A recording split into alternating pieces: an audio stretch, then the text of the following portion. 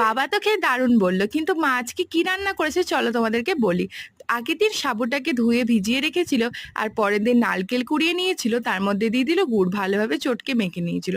এবার সাবুটাকে ভালোভাবে শিলনোড়ায় বেটে একদম এইরকম ফর্মে করে নিয়েছিল মা।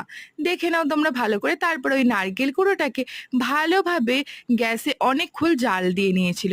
তারপর ওই সাবুর মধ্যে পরিমাণ মতন লবণ আর চিনি দিয়ে আবার চটকে মেখে নিয়েছিল। কড়াইতে দিয়ে দিল পরিমাণ মতন ঘি, আর দিয়ে দিল এখানে সাবুর ওই ব্যাটার। তারপর একটু ভালোভাবে হয়ে গেলে মাঝখানে দিয়ে দিল ওই পুরটাকে। তারপর এইভাবে রোল করেই নামিয়ে নিতে হবে।